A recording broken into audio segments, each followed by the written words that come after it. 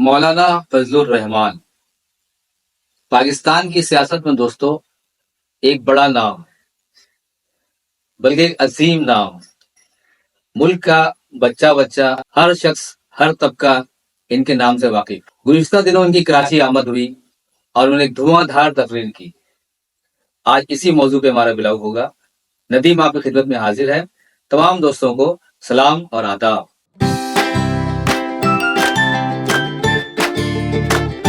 دوستو، مولانا صاحب کی تقریر جو میں نے سنی ہے، کراچی میں کیا انہوں نے، اس تقریر کے اندر،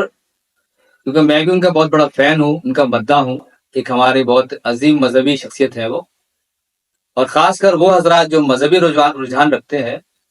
وہ مولانا صاحب سے کافی اٹیچ ہیں، ان سے کافی مانوس ہیں اور ان کا کافی عقیدت احترام کرتے ہیں۔ میں بھی ان میں شامل ہوں، یعنی ان کا فین میں بھی ہوں۔ لیکن ان کی پوری تقریر کے اندر آپ نے یقیناً سنی ہوگی، انہوں نے ایک مکمل یو ٹرن لیا ہے۔ یوں آپ سمجھیں کہ ان کی جو سیاسی زندگی ہے، اس سیاسی زندگی کے اندر جو شروع سے لے کر اب تک، اس تقریر سے پہلے تک جو میں سمجھتا ہوں، وہ ان کی شخصیت کے اندر پاکستان کی اسٹیبلشمنٹ سے وابستگی، اینٹی عمران خان، سیکولر طبقے سے ناراضگی، یہ سب ان کے بنیادی سیاسی عقائد تھے کچھ عرصے پہلے تک۔ لیکن اس تقریر کے اندر انہوں نے مکمل یو ٹرن لیا ہے۔ تو مجھ جیسا شخص جو ان کی باتوں پہ، اگر میں ان کا بہت بڑا فین ہوں، ان کا طالب علم ہوں، یا ان کی جماعت سے وابستہ ہوں، یا ان کا ووٹر ہوں میں، تو اب میں ان کی تقریر سن کے کیا سمجھوں گا؟ آخر اچانک وہ عمران خان صاحب کی تعریف بھی کرنے لگے ہیں، اچانک سے اسٹیبلشمنٹ کی وضاحت انہوں نے کیا، کسی سیاستدان نے بھی اب تک اسٹیبلشمنٹ کی صحیح وضاحت نہیں کی ہے۔ بلکہ میں نے اپنے جسٹس فائز عیسیٰ صاحب کو میں نے سنا ہے یہ کہتے ہوئے کہ اسٹیبلشمنٹ کا لفظ جو ہے وہ آئین قانون کسی کتاب میں نہیں لکھا ہوا ہے، کوئی ڈیفائن نہیں اس کے بارے میں۔ بہرحال ہمارے سیاستدان اور دیگر بیوروکریٹ استعمال کرتے ہیں اس لفظ کو، تو انہوں نے بھی اس کو اصطلاح کے طور پہ استعمال کیا ہے اور بتانے کی کوشش کی ہے کہ ساری ذمہ دار جو ہے اب وہ تیر کا رخ اس جانب موڑنا چاہتے ہیں۔ تمام برائیوں کا پاکستان میں، یا تمام خرابیوں کا، تمام مشکلات کا ذمہ دار جو ہے وہ اس اسٹیبلشمنٹ کو قرار دے رہے ہیں۔ تو میں چونکہ ان کی بات کا یقین کرتا ہوں، کافی عقیدت مند ہوں میں ان کا، تو اب مجھ جیسے شخص کے لیے پریشانی یہ ہو گئی ہے کہ آیا ان کی زندگی کے پچھلے جتنے بھی تقریر ہیں، یا ان کی زندگی اور سیاست کے پچھلے جتنے ادوار ہیں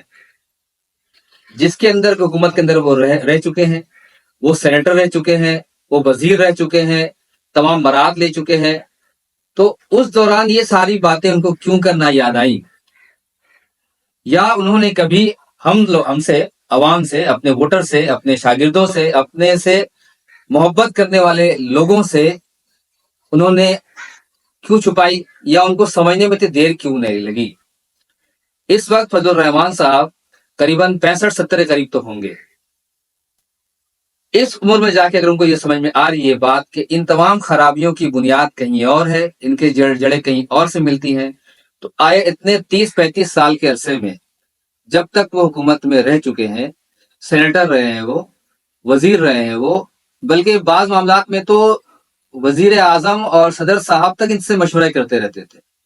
حکومت گرانے میں، حکومت بنانے میں، اصلاحات کرنے میں، آئین میں ترمیم کرنے میں، تمام معاملات کے اندر مولانا فضل الرحمان صاحب محترم جو تھے وہ کافی کلیدی کردار ادا کرتے رہے ہیں۔ لیکن اب اچانک سے جو انہوں نے 90 ڈگری کا وہ یو ٹرن لیا ہے، تو آخر وہ آدھا سچ کیوں بیان کر رہے ہیں؟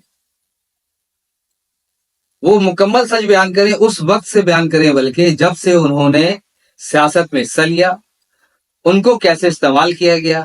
یا ان کے ذریعے، یا ان کو بیوقوف بنا کر آپ یوں سمجھ لیں، ان کو بیوقوف کس طرح بنایا گیا 30-35 سال کے عرصے میں، اب جا کے ان کو سمجھ میں آئی بات کہ آخر بات کیا ہے۔ تو میرے کہنے کا لب و لباب یہ تھا کہ اس عمر میں جا کے جب وہ کہہ رہے ہیں اس بات کو کہ یہ ساری جو ذمہ داری ہے، پریشانی ہے پاکستانی عوام کی، اس کی ساری جڑیں کہیں اور سے پھوٹتی ہیں، کوئی اور ذمہ دار ہے اس کا، میں بری ذمہ اس چیز سے۔ تو حضرت آپ نے اتنے عرصے، میں بڑا فین ہوں آپ کا، بڑی عقیدت رکھتا ہوں آپ سے، اتنے طویل عرصے تک آپ جیسا شخص، زیرک انسان، اتنا سمجھدار، کہ وزیر اعظم اور صدر اور تمام ادارے جو ہے آپ کے مرہون ملت رہے ہیں، اور آپ نے ہمیشہ گائیڈ لائن دی ہے ہر کسی کو کہ اب ایسا کرنا ہے، بلکہ میرے حافظے میں اچھی طریقے سے محفوظ ہے کہ عمران خان صاحب کی گورنمنٹ جو تھی، حکومت گرانے کے لیے سب سے کلیدی کردار یا سب سے جو فرنٹ مین کا کردار ادا کیا تھا وہ آپ نے ہی ادا کیا تھا۔ تو آخر اس پیریڈ کے اندر، اس دور میں اور آج کے دور میں اتنا بڑا فرق کیوں کر پڑ گیا؟ اس کی کیا وجہ ہے؟ اگر اس کی وجہ یہ ہے کہ آپ یہ سمجھتے ہیں کہ آپ کو اس طریقے سے آپ کے ساتھ یہ حکومت نہیں چل رہی ہے، اگر ان لوگوں نے، یعنی کہ زرداری صاحب، عزت مآب نواز شریف صاحب، شہباز شریف صاحب یا دیگر لوگ جو ہیں اس وقت جو حکومت میں کلیدی عہدوں پر تعینات ہیں، ان لوگوں نے آپ کی پذیرائی اس شکل میں نہیں کی ہے، تو اب آپ اگر یہ بیان دے رہے ہیں تو آپ اس کو اب کیا کہیں گے؟ آپ یا مجھ جیسا شخص، میں آپ کا بہت احترام کرتا ہوں، بہت بڑا فین بھی ہوں آپ کا، لیکن میں اندھی آنکھ سے آنکھ بند کر کے آپ کی بات کا یقین تو میں نہیں کر سکتا، کیونکہ اب کچھ عرصے پہلے تک آپ کے بیانات کچھ اور ہوا کرتے تھے کہ عمران خان جو یہودی ایجنٹ ہے اور پاکستان میں سیکولروں کی حکومت لائی جا رہی ہے اور پاکستان میں جو ہے اس کو مسلط کیا جا رہا ہے، میں اس کے خلاف اعلان جہاد کرتا ہوں۔ بلکہ میرے حافظے میں محفوظ ہے کہ آپ نے کہا تھا کہ جو ووٹ دے گا تو وہ بہت گنہگار ہوگا، اس قسم کے کچھ الفاظ تھے۔ کوئی دوست میرے رہنمائی کر سکے تو کر دیجیے گا کمنٹس باکس میں، کہ آپ کے الفاظ اس قسم کے تھے کہ عمران خان کو ووٹ دینا بہت بڑا جرم اور بہت بڑا گناہ ہوگا، ان کو ووٹ نہ دیا جائے۔ لیکن آج جو ہے آپ وہ ان کے ساتھ ہی مل کر کے کوئی تحریک چلانے کے لیے ارادہ کرتے ہیں، تو ہم اس کو کیا سمجھے حضرت؟